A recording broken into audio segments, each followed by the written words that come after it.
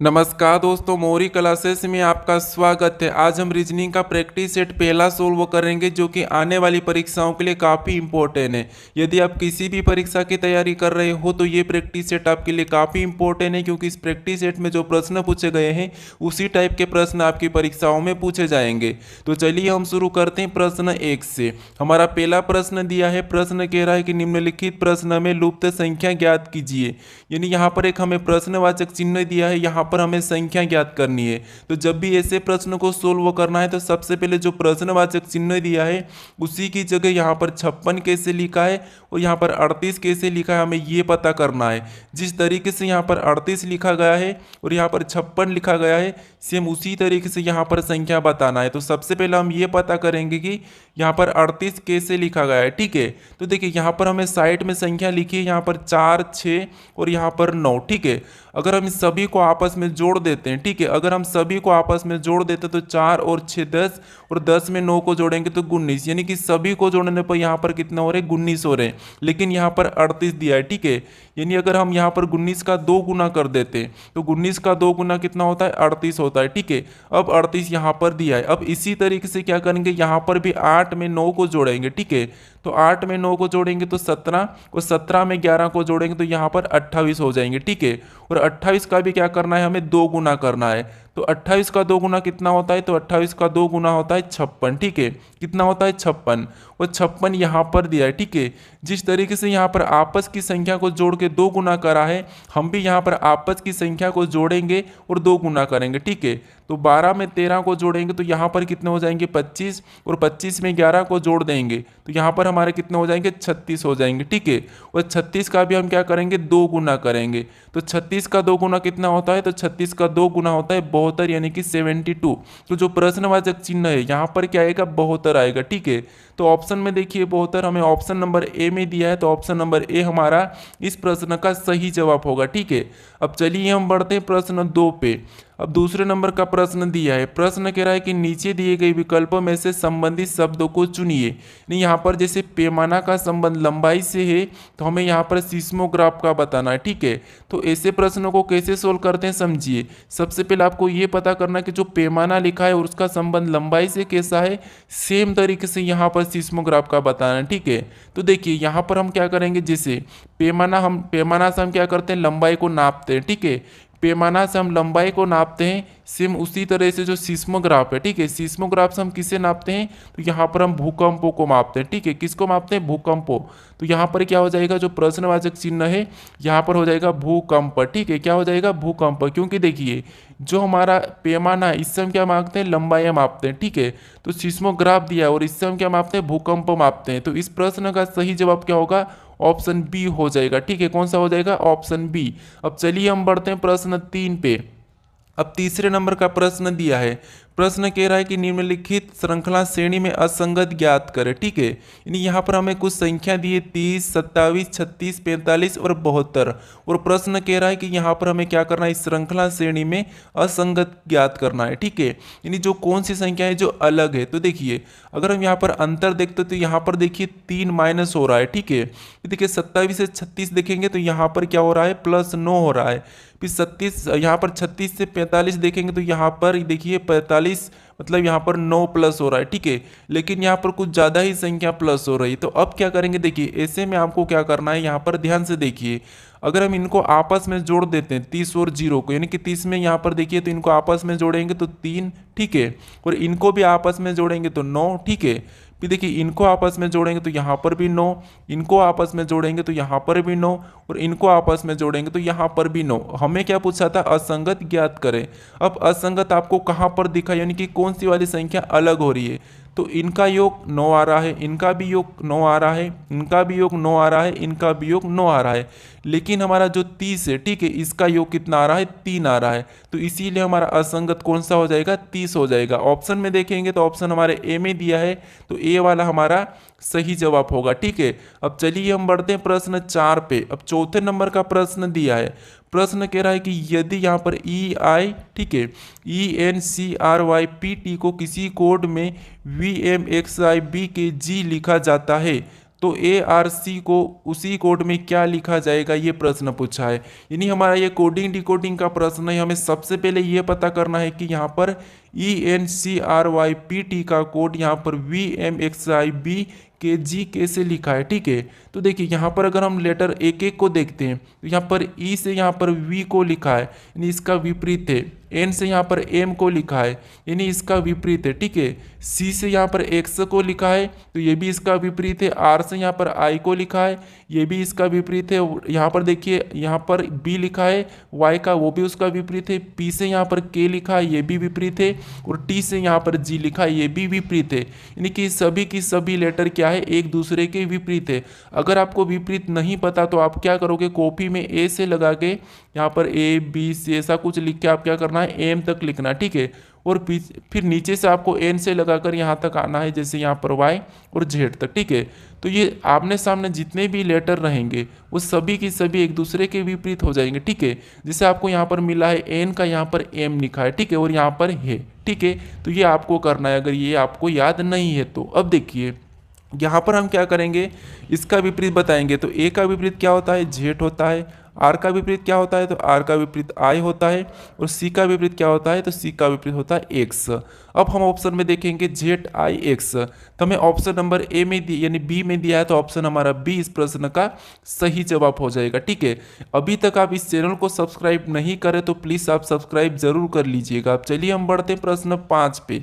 अब 5वें नंबर का प्रश्न दिया है। प्रश्न कह रहा है कि राजीव दक्षिण दिशा की ओर चल रहा है। ठीक है, वहाँ 2 बार दाई ओर मुड़ता है और फिर दाई ओर मुड़ता है। अब वहाँ उसके सम्मुख कौन सी दिशा में, यानी दोस्तों देखिए ये प्रश्न कह रहा है कि राजेश दक्षिण दिशा में चल रहा है। यानी देखिए दिशा में आपको पता होना चाहिए, जैसे दिशा हमारी 4 प्रकार रहती है, जैसे ऊपर की ओर उत्तर, नीचे दक्षिण, और राइट में पूर्व, और लेफ्ट में पश्चिम। ठीक है, अब देखिए यहाँ पर प्रश्न कह रहा है कि राजीव दक्षिण दिशा की ओर चल रहा है, तो मान लीजिए यहाँ से राजीव दक्षिण दिशा में चल रहा है। ठीक है, फिर देखिए वहाँ 2 बार दाईं ओर मुड़ता है, यानी दक्षिण दिशा में चलने के बाद 2 बार दाईं ओर, तो एक तो ये पहला दाईं ओर और ये दूसरा दाईं ओर मुड़ा। ठीक है, फिर आगे कहा है कि और फिर दाईं ओर मुड़कर मुड़ता है, मतलब और फिर दाईं ओर मुड़ता है, तो यहाँ से चलने का वापस दाईं ओर इधर जाएगा। ठीक है, तो ये इधर मुड़ चुका। अब देखिए अब उसके सम्मुख कौन सी दिशा में, यानी ये प्रश्न कह रहा है कि अब राजेश का मुख किस दिशा में, तो राजेश अभी इस दिशा में जा रहा है। तो देखिए दिशा देखिए दक्षिण है, फिर इधर गया, फिर इधर गया और इधर वापस जा रहा है, तो ये कौन सी हो जाएगी, पूर्व हो जाएगी। ठीक है, यानी कि राजेश कौन सी दिशा में जा रहा है, पूर्व में जा रहा है। तो ऑप्शन में देखेंगे पूर्व हमारी ऑप्शन सी में दिया है, तो ऑप्शन सी हमारा इस प्रश्न का सही जवाब हो जाएगा। ठीक है, अब चलिए हम बढ़ते प्रश्न 6 पे। अब 6 नंबर का प्रश्न दिया है। प्रश्न कह रहा है कि यदि 3 स्टार 2 बराबर 25, 8 स्टार 7 बराबर 255, यहाँ पर 25, फिर तो 7 स्टार 2 बराबर एक प्रश्नवाचक चिन्ह देके बताया। ठीक है, यानी दोस्तों यहाँ पर देखेंगे हम, जैसे यहाँ पर क्या दिया है, 3 स्टार 2 बराबर 25 दिया है, 8 स्टार 7 बराबर 225 दिया है, और यहाँ पर पूछा हमें कि 7 स्टार 2 बराबर कितना होगा। ठीक है, तो देखिए ऐसे प्रश्नों को कैसे सोल्व करना है, सबसे पहले हमें ये पता करना है कि यहाँ पर 2 स्टार 3 बराबर, यानी कि 3 स्टार 2 बराबर यहाँ पर 25 कैसे लिखा है। ठीक है, तो देखिए अगर हम इस 25 को लाते हैं तो इनको क्या करेंगे, आपस में जोड़ लेते हैं। ठीक है, तो कितने होते हैं, 5 होते हैं, और 5 का स्कोर करेंगे तो यहाँ पर 5 का वर्ग कितना होता है, 25, और 25 लिखा है। इसी तरीके से यहाँ पर भी क्या करेंगे, इन दोनों को जोड़ेंगे तो 8 7 कितने होते हैं, 15 होते हैं। ठीक है, और 15 का भी यहाँ पर वर्ग करेंगे तो 15 का वर्ग 225 यहाँ पर लिखा है। ठीक है, यहाँ पर भी दोनों को जोड़ के उसका वर्ग लिखा है, यहाँ पर भी दोनों को जोड़ के उसका वर्ग लिखा है, तो हम भी क्या करेंगे, इन दोनों को जोड़ेंगे, उसका वर्ग बताएंगे। तो 7 और 2 कितने होते हैं, 9 होते हैं, और 9 का जब वर्ग करते हैं तो 9 का वर्ग कितना होता है, 81 होता है। ठीक है, यानी कि 81। तो जो प्रश्नवाचक चिन्ह दिया है यहाँ पर 81 होगा। ऑप्शन में देखेंगे 81, तो हमें ऑप्शन नंबर डी में देखने को मिला है, तो ऑप्शन डी हमारा इस प्रश्न का सही जवाब हो जाएगा। ठीक है, अब चलिए हम बढ़ते हैं प्रश्न 7 पे।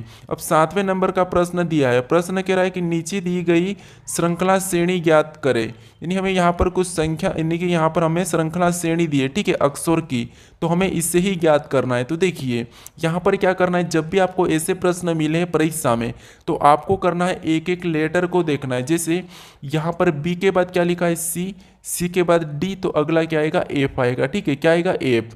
अब देखिए यहाँ पर सी के बाद क्या लिखा है डी, फिर यहाँ पर ई, तो अगला क्या आएगा एफ आएगा। ठीक है, अगला क्या आएगा एफ आएगा।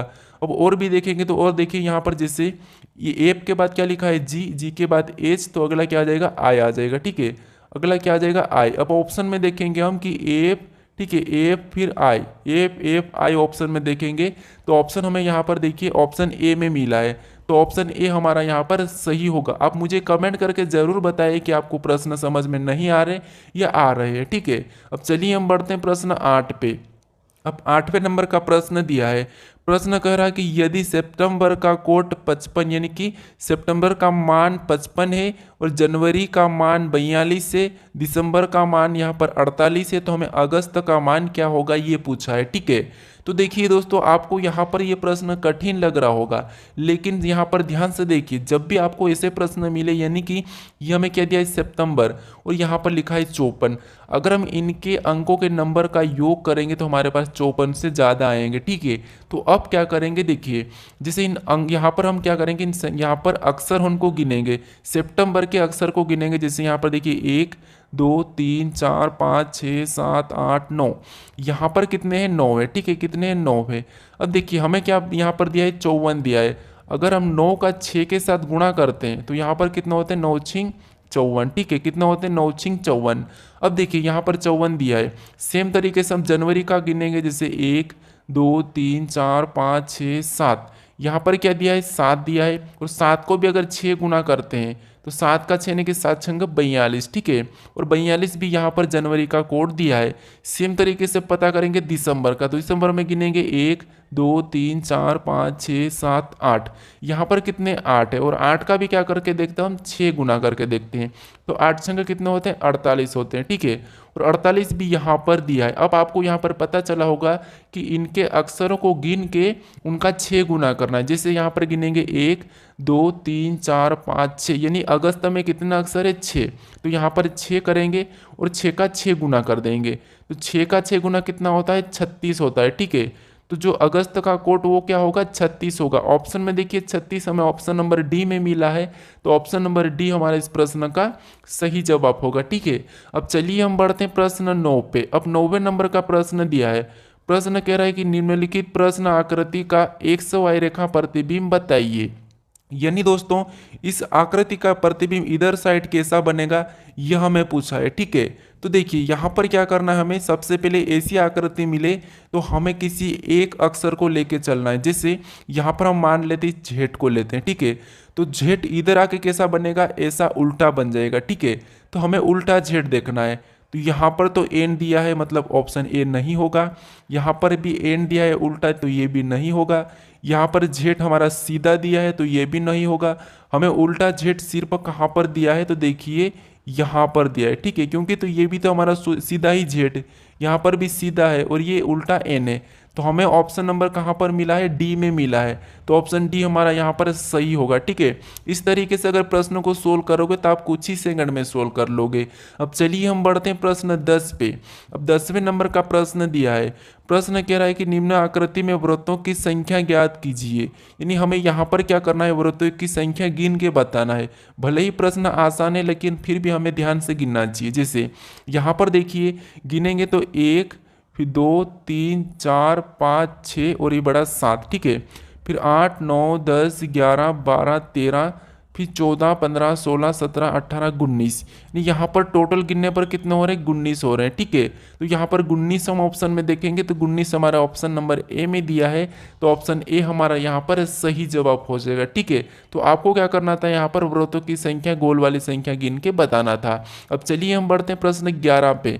अब 11 नंबर का प्रश्न दिया है। प्रश्न कह रहा है कि बी ए बी का संबंध सी ई सी से है तो डी आई डी का संबंध बताना। ठीक है, तो इस प्रश्न का आपको सही जवाब क्या है ये मुझे कमेंट करके बताना। ठीक है, तो आज का ये होमवर्क है। ठीक है, तो आप मुझे इसका सही जवाब क्या है कमेंट करके जरूर बताएं। ठीक है, चलिए अभी तक आप इस चैनल को सब्सक्राइब नहीं करे हो तो प्लीज़ सब्सक्राइब जरूर कर लीजिए दोस्तों, क्योंकि आप वीडियो देख लेते हो लेकिन सब्सक्राइब नहीं करते हो, तो सब्सक्राइब जरूर कर लीजिए और वीडियो को शेयर भी जरूर कर दीजिएगा। ठीक है, और अभी तक लाइक नहीं किया तो लाइक भी जरूर कर ले ताकि हमें भी कुछ मोटिवेट मिले। ठीक है, तो आप बताइए कि इसका सही जवाब क्या है जो प्रश्नवाचक चिन्ह है यानी कि डी आई डी का संबंध किससे। ठीक है, चलिए हम मिलते हैं अपने नेक्स्ट वीडियो में।